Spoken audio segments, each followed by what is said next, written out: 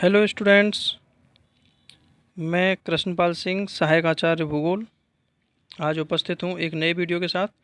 और आज हम अपने इस वीडियो में बात करेंगे अटलांटिक महासागर की धाराओं की।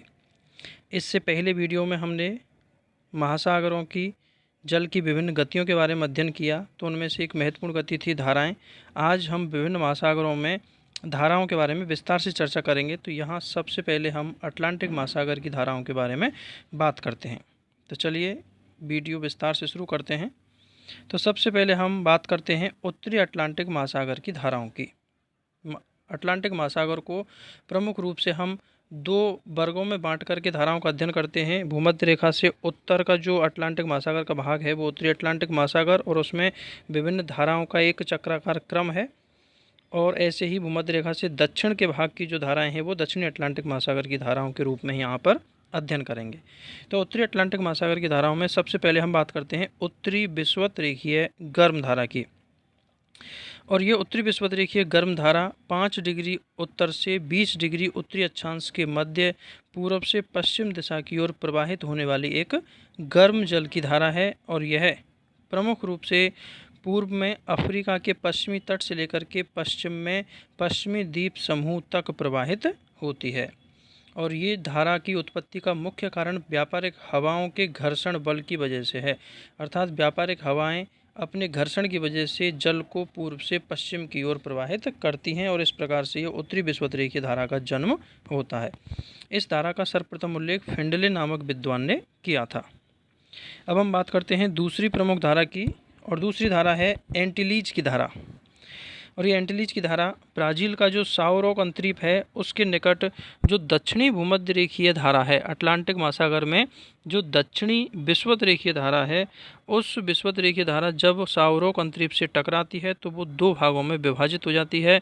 उसका जो दक्षिणी भाग है वो दक्षिणी अटलांटिक की धारा का निर्माण करता है, उसका हम आगे अध्ययन करेंगे। और इस धारा का जो उत्तरी शाखा या उत्तरी जो भाग है वह भूमध्य रेखीय धारा उत्तरी भूमध्य रेखीय धारा में मिलकर के कैरिबियन सागर और मैक्सिको की खाड़ी में प्रवेश करता है। तो इसका शेष भाग पश्चिमी द्वीप समूह के पूर्वी किनारे से, अर्थात आगे जाकर के ये धारा जो उत्तरी विषुवत रेखीय धारा है वह दक्षिणी विषुवत रेखीय धारा का जो उत्तर की ओर मुड़ा हुआ भाग था उससे मिलकर के फिर आगे जाकर दो हिस्सों में विभाजित होती है। और एक जो हिस्सा है वो पश्चिमी द्वीप समूह के पूर्वी तट के सहारे उत्तर की ओर अग्रसर होता है।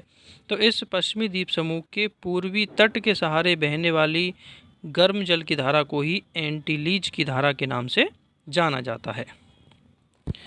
दूसरी अगली हम बात करें तीसरी जो धारा है, और तीसरी धारा है कैरिबियन धारा। और इससे पहले हमने अभी जो बात की कि जो उत्तरी विषुवत रेखीय धारा है ये दो वर्गों में विभाजित हुई, एक एंटीलीज की धारा के नाम से पश्चिमी द्वीप समूह के पूर्वी तट से प्रवाहित हुई, और इसी की जो दूसरी शाखा है जो पश्चिमी द्वीप समूह के पश्चिम में कैरिबियन सागर में प्रवेश करते हुए आगे जाकर के मैक्सिको की खाड़ी तक जल को पहुंचाती है।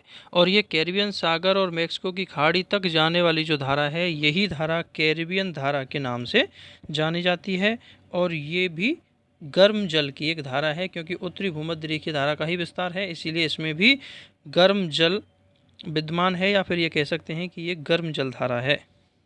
तो ये कैरिबियन धारा थी। अब हम बात करते हैं, इससे पहले थोड़ा डायग्राम पे हम डिस्कस करते हैं, डायग्राम देखते हैं। तो ये अटलांटिक महासागर की धाराओं का एक क्रम यहाँ पर इस रेखा चित्र के माध्यम से प्रदर्शित किया गया है। तो इसमें हम देख सकते हैं उत्तरी विषुवत रेखीय धारा है, और उसके बाद में उत्तरी विषुवत रेखीय धारा और कुछ दक्षिणी विषुवत रेखीय धारा का जो भाग है आगे मिला, और मिल करके फिर आगे दो हिस्सों में बटा, एक एंटीलीज की धारा के नाम से और एक कैरिबियन धारा के नाम से प्रवाहित हुआ। और आगे जा कर के फिर मैक्सिको की खाड़ी का जो जल है वो फ्लोरिडा धारा के नाम से बाहर निकलता है, और फिर आगे जाकर के एंटीलीज और फ्लोरिडा दोनों धाराएं मिलती हैं, और मिल करके फिर उत्तर पूर्व की ओर प्रवाहित होते हुए गल्फ स्ट्रीम के नाम से बहती हैं, और फिर आगे जाकर के यही गल्फ स्ट्रीम उत्तरी अटलांटिक प्रवाह में बदल जाता है। तो इस प्रकार से इस डायग्राम में सारी जो धाराएँ हैं उनको क्रम से प्रदर्शित किया गया है। इन्हीं के बारे में हम एक एक करके चर्चा करते हैं। अब हम बात करते हैं अगली चौथी धारा की, और अगली जो चौथी धारा है वो फ्लोरिडा गर्म जल की धारा है। और फ्लोरिडा धारा तो जो कैरिबियन धारा है उसके द्वारा जल मैक्सिको की खाड़ी तक पहुंचा दिया जाता है। तो इस स्थिति में मैक्सिको की खाड़ी में जल की मात्रा अधिक हो जाती है और मैक्सिको की खाड़ी से जल का स्तर बढ़ने की वजह से वो जल अतिरिक्त जो जल पहुंचाया गया था कैरिबियन धारा के द्वारा, वह जल अटलांटिक महासागर की ओर प्रवाहित होने लगता है। अर्थात मैक्सिको की खाड़ी से अटलांटिक महासागर की ओर एक सामान्य धारा का क्रम बनता है और यही धारा फ्लोरिडा की धारा के नाम से जानी जाती है। तो इस प्रकार से फ्लोरिडा धारा मैक्सिको की खाड़ी से और उत्तर पूर्व की ओर मुख्य अटलांटिक की ओर प्रवाहित होती है और आगे जाकर हैट्रस अंतरीप के निकट ये फ्लोरिडा की धारा पूर्वी द्वीप समूह के पूर्व में प्रवाहित होने वाली एंटीलीज की धारा से मिल जाती है। तो इस प्रकार से एंटीलीज की धारा और फ्लोरिडा की धारा आपस में मिल जाती हैं हैट्रस अंतरीप के निकट। और अब बात करते हैं हम अगली धारा जो है गल्फ स्ट्रीम। तो जब ये फ्लोरिडा की धारा और एंटीलीज की धारा दोनों हैट्रस अंतरीप के पास में आपस में मिल जाती हैं, तो मिलने के पश्चात ये गल्फ स्ट्रीम के नाम से जानी जाती हैं और ये एक काफ़ी विशाल आकार की धारा है जो काफ़ी बड़ी मात्रा में जल को प्रवाहित करके उत्तर और उत्तर पूर्व की ओर लेकर के जाती है। और ये गल्फ स्ट्रीम हैट्रस अंतरीप से लेकर के और ग्रांड बैंक जो उत्तरी अमेरिका का पूर्वी तट है, न्यू फाउंडलैंड का जो तट है जिसे हम ग्रांड बैंक के नाम से भी जानते हैं, तो उस न्यू फाउंडलैंड के तट तक ये गल्फ स्ट्रीम की धारा प्रवाहित होती है। और यहीं न्यू फाउंडलैंड के तट के पास हम आगे भी डिस्कस करेंगे, तो यहीं उत्तर की ओर से आने वाली जो ठंडी धारा है लेब्राडोर की ठंडी धारा, तो वो आकर के यहाँ न्यू फाउंडलैंड के पास ही इससे मिलती है। तो ये गल्फ स्ट्रीम की धारा है। अब हम बात करते हैं अगली धारा या फिर धारा का अगला क्रम, और वो है उत्तरी अटलांटिक धारा। तो न्यू फाउंडलैंड तट के पास लगभग 40 से 50 डिग्री उत्तरी अक्षांश के पास ये गल्फ स्ट्रीम पछुआ पवन प्रवाह के कारण या फिर पछुआ पवनों के प्रभाव की वजह से इसकी दिशा मुड़ करके लगभग पूरब की ओर हो जाती है और ये धारा उत्तर पूरब की बजाय अब पूर्वी दिशा की ओर प्रवाहित होने लगती है और यही धारा अब उत्तरी अटलांटिक धारा के नाम से जानी जाती है और ये भी एक गर्म जल की ही धारा है। अगली हम बात करते हैं नॉर्वे की गर्म धारा। और ये जो उत्तरी अटलांटिक धारा है ये जब आगे पहुंचती है तो आगे जाकर के यूरोप का जो तट है उस यूरोपीय तट से टकरा करके ये दो दिशाओं में विभक्त हो जाती है।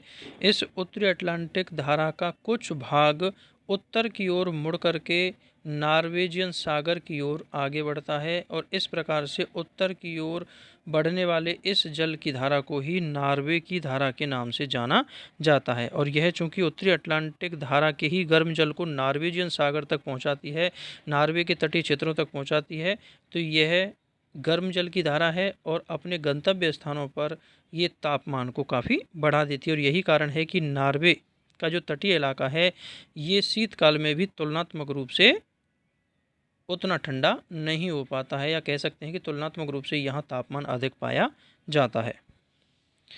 और अब हम बात करते हैं अगली कनारी धारा।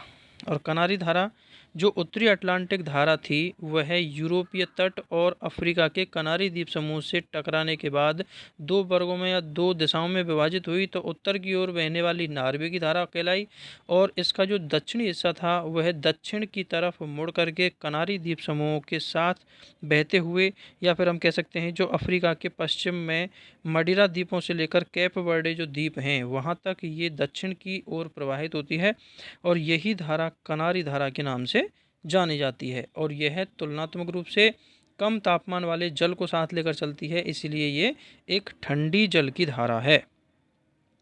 और ये कनारी धारा आगे जाकर के और दक्षिण में पहुंच करके ये उत्तरी विषुवत धारा के साथ मिल जाती है और इस प्रकार से उत्तरी अटलांटिक महासागर में धाराओं का एक चक्राकार क्रम बनता है, धाराओं का एक वृत्ताकार प्रारूप का निर्माण होता है। अब हम बात करते हैं अगली धारा उत्तरी अटलांटिक की ही, और उत्तरी अटलांटिक की अगली धारा है लेब्राडोर की ठंडी धारा। और लेब्राडोर की ठंडी धारा तो यह उत्तरी अटलांटिक महासागर में उत्तर से दक्षिण की ओर बहने वाली एक ठंडी जल धारा है जो कि बैफिन की खाड़ी से डेविस जलडमरू मध्य से होकर के दक्षिण की ओर प्रवाहित होते हुए उत्तरी अमेरिका के ग्रांड बैंक न्यू फाउंडलैंड तट के पास जाकर के गल्फ स्ट्रीम की धारा से मिल जाती है। और गल्फ स्ट्रीम की धारा से जब ये मिलती है तो ठंडी और गर्म धाराओं के सम्मिलन होने के कारण यहाँ घना कोहरा छा जाता है और ये जो दशाएं हैं वो मत्स्य उत्पादन के लिए आदर्श मानी जाती हैं। और यही कारण है कि ये ग्रांड बैंक वाला जो क्षेत्र है ये मत्स्य उत्पादन में अग्रणी है। तो इस प्रकार से ये लेब्राडोर की ठंडी धारा थी। और अब हम बात करते हैं सारगेसो सागर की, जो कि अटलांटिक महासागर की एक महत्वपूर्ण विशेषता के रूप में है। और उत्तरी अटलांटिक महासागर में जो धाराओं का चक्राकार क्रम बना, उस धाराओं के वृत्ताकार प्रारूप के मध्य में स्थित सागर का जो जल है वो स्थिर रहता है, उसमें गतिशीलता बहुत कम होती है। और यही कारण है कि वहाँ मध्य में स्थित जल में एक शैवाल प्रकार की घास या फिर कह सकते हैं सागरीय घास सारगेसम नाम की सागरीय शैवाल विकसित हो जाता है। और इसी आधार पर इस क्षेत्र को सारगेसो सागर के नाम से जाना जाता है। और यह अटलांटिक महासागर के अन्य क्षेत्रों की तुलना में शांत जल का क्षेत्र है और यहाँ लवणता भी तुलनात्मक रूप से अधिक पाई जाती है, क्योंकि इस क्षेत्र के जल का सम्मिलन अन्य क्षेत्र के जल के साथ नहीं हो पाता है या अटलांटिक के अन्य हिस्सों के साथ नहीं हो पाता है। अब हम आगे बात करते हैं दक्षिणी अटलांटिक महासागर की धाराओं की, कि दक्षिणी अटलांटिक महासागर में प्रमुख रूप से कौन कौन सी धाराएं प्रवाहित होती है। तो जिस प्रकार से उत्तरी अटलांटिक महासागर में धाराओं का एक वृत्ताकार प्रारूप बनता है, उसी तरीके से दक्षिणी अटलांटिक महासागर में भी धाराओं का वृत्ताकार प्रारूप बनता है। तो उसमें सबसे पहले हम बात करते हैं दक्षिणी विषुवतीय गर्म धारा की। और यह उत्तरी विषुवतीय धारा के ही लगभग समानांतर प्रवाहित होने वाली गर्म जल की धारा है, जो भूमध्य रेखा के दक्षिण में पूरब से लेकर पश्चिम की ओर प्रवाहित होती है और पूर्व में अफ्रीका के पश्चिमी तट से लेकर के दक्षिण में अमेरिका के हॉर्न की ओर प्रवाहित होती है। दूसरी हम बात करते हैं प्रति विषुवत रेखीय गर्म धारा की। तो जो उत्तरी और दक्षिणी विषुवत रेखीय धाराएं हैं, इन दोनों ही धाराओं के द्वारा अटलांटिक महासागर के पूर्वी हिस्से का जल प्रवाहित करके पश्चिमी दिशा तक या पश्चिमी हिस्से में ले जाया जाता है, जिससे पश्चिमी अटलांटिक में जल की मात्रा काफ़ी अधिक हो जाती है। और अधिक जल की वजह से यहाँ सामान्य जल स्तर ऊंचा हो जाता है और जल का जो ढाल है, एक सामान्य ढाल का निर्माण होता है, जिसमें पश्चिम की ओर ढाल थोड़ा ऊंचा होता है, पश्चिम की ओर जल का स्तर ऊंचा और पूर्व की ओर जल का स्तर थोड़ा नीचा हो जाता है। और इस सामान्य ढाल की वजह से जल के संतुलन करने के लिए एक प्रतिविषुवत रेखीय धारा का जन्म होता है। और ये प्रतिविषुवत रेखीय धारा प्रमुख रूप से जल के संतुलन की वजह से उत्पन्न होती है और यह पश्चिम से पूर्व की ओर जल को प्रवाहित करती है। और दक्षिणी और उत्तरी अटलांटिक महासागर, दक्षिणी और उत्तरी विषुवत रेखीय जो धाराएं हैं, इनके मध्य से होकर के प्रवाहित होती है। अब हम बात करते हैं अगली धारा की, और वो है ब्राज़ील की गर्म धारा। जो दक्षिणी विषुवत रेखीय धारा है, जब ये दक्षिणी विषुवत रेखीय धारा दक्षिण अमेरिका के या ब्राज़ील के हॉर्न से जाकर के टकराती है, तो इसका कुछ भाग उत्तर की ओर बहता हुआ उत्तरी विषुवत रेखीय धारा के साथ मिल जाता है और इसका अधिकांश जो भाग है वो दक्षिण की तरफ मुड़ करके ब्राज़ील तट के सहारे सहारे दक्षिण की ओर प्रवाहित होता है। और यही धारा ब्राज़ील की धारा के नाम से जानी जाती है और यह गर्म जल की एक धारा है। फिर हम बात करते हैं अगली फॉकलैंड की धारा। और फॉकलैंड की धारा दक्षिण अमेरिका का जो दक्षिणी छोर है, वहाँ पर तीव्र पछुआ पवन के प्रभाव से 40 से 60 यह दक्षिण अमेरिका के दक्षिणी पूर्वी तट के साथ दक्षिण से उत्तर की ओर बहने वाली ठंडी धारा है। अर्थात जो दक्षिण अमेरिका का दक्षिणी छोर है, वहाँ दक्षिण से ठंडे सागरीय जल को उत्तर की ओर प्रवाहित करने वाली एक धारा है। और ये फॉकलैंड की धारा ब्राज़ील की धारा से मिलती है और ब्राज़ील और फॉकलैंड की धारा के मिलने से यहाँ भी कोहरे की उत्पत्ति होती है और यहाँ भी मत्स्य पालन के लिए एक आदर्श दशा का निर्माण होता है। और इस फॉकलैंड की धारा के साथ चूँकि यह अंटार्कटिक क्षेत्र के जल को उत्तरी क्षेत्रों तक ले जाती है, तो इसके साथ हिमशिलाएँ भी बह करके आती हैं। अब हम बात करते हैं दक्षिणी अटलांटिक ड्रिफ्ट की। और दक्षिणी अटलांटिक ड्रिफ्ट तो जो उत्तर से दक्षिण की ओर बहने वाली ब्राज़ील धारा थी, वो ब्राज़ील धारा 40 से 60 डिग्री अक्षांशों में पछुआ पवन के प्रभाव के कारण पूर्व की ओर मुड़ जाती है, अर्थात पछुआ पवन के साथ साथ पश्चिम से पूर्व की ओर बहने लगती है, और यही धारा दक्षिणी अटलांटिक प्रवाह के नाम से जाना जाता है। और ये वास्तव में ब्राज़ील धारा का ही पूर्वी विस्तार है। और अगली धारा है बेंगुला धारा। और बेंगुला धारा तो जो दक्षिणी अटलांटिक प्रवाह है, जो पछुआ पवन प्रवाह भी हम उसको कह सकते हैं, तो जो दक्षिणी अटलांटिक का पछुआ पवन प्रवाह है, वह जब आगे जाकर के अफ्रीका के दक्षिणी छोर से टकराती है तो वो उत्तर की तरफ मुड़ जाती है, और उत्तर की तरफ मुड़ करके अफ्रीका के पश्चिमी तट के सहारे सहारे दक्षिण से उत्तर की ओर प्रवाहित होने लगती है, और यही धारा बेंगुला की धारा के नाम से जानी जाती है। और यह चूंकि दक्षिणी क्षेत्र के जल को भूमध्य रेखीय प्रदेशों की ओर लेके जाती है, अतः यह एक ठंडी जल की धारा है, और ये बेंगुला की धारा आगे जाकर के दक्षिणी विषुवत रेखीय धारा में वापस मिल जाती है, और इस प्रकार से दक्षिणी अटलांटिक महासागर में भी धाराओं का एक वृत्ताकार प्रारूप का निर्माण हो जाता है। तो इस प्रकार से ये अटलांटिक महासागर की प्रमुख धाराएं थीं।